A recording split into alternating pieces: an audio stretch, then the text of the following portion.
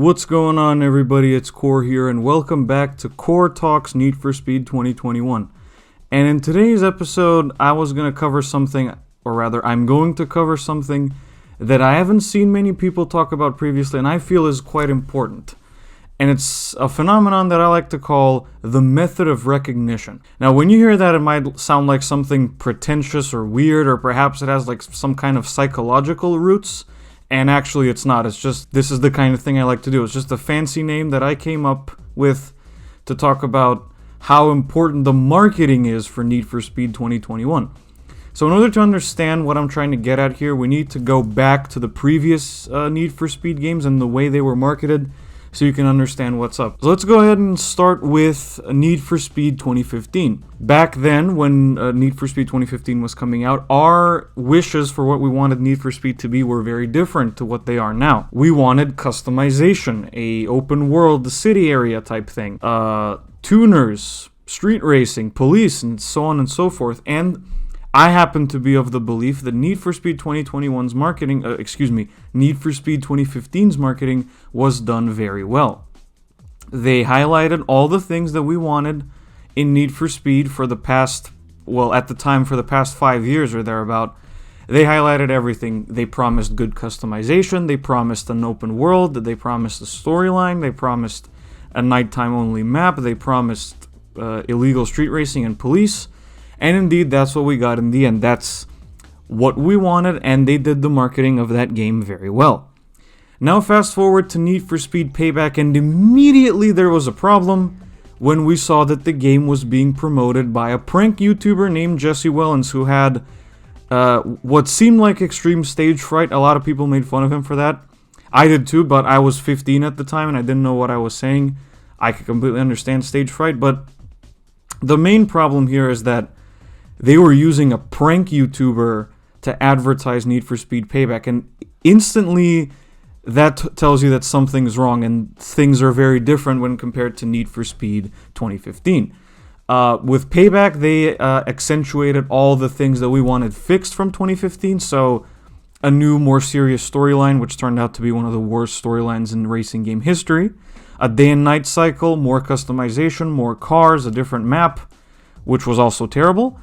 But the important thing is they highlighted all the things that we wanted fixed from the previous game, but they didn't fix any of them pretty much.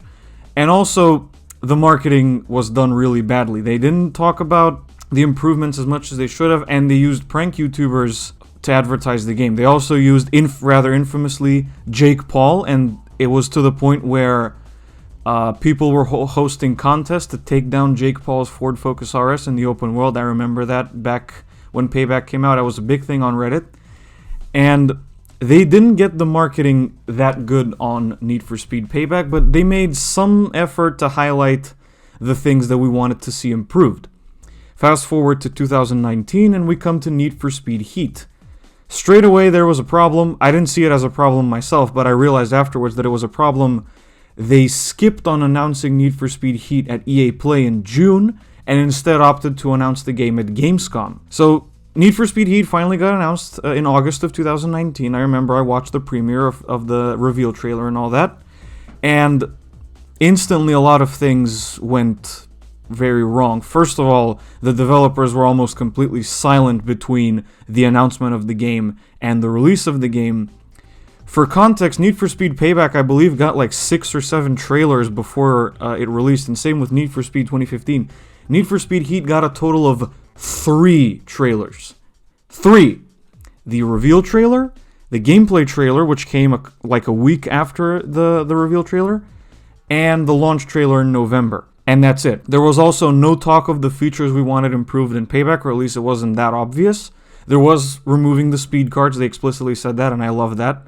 But, you know, as soon as people asked them about the multiplayer, they got a little bit hushed, like, there's gonna be PvP post-launch, and there never was. And basically, Need for Speed Heat came out, and it was very, I don't know how to say this. It seemed like they didn't take it that seriously. Like, they didn't make that much of an effort to fix the problems. They didn't make much of an effort to fix the problems that were there since 2015. And especially not now. There were still problems with the car balancing. There were still problems with the handling. They improved the grip handling, but they got all over the drift handling. There was no PvP, there was basically no multiplayer at all. Crossplay doesn't work properly, as I discovered not too long ago. And basically, the marketing of Need for Speed Heat was extremely subdued and just not good enough. They didn't do all that much to advertise the game. I don't know what happened behind the scenes. I don't know why this happened, but Need for Speed Heat's advertising wasn't that on point, really. And that neatly brings me on to the aforementioned method of recognition. Here's what that means. With Need for Speed 2015, they talked about the new features in the game that we all wanted. Like I said, customization, police, street racing, all that.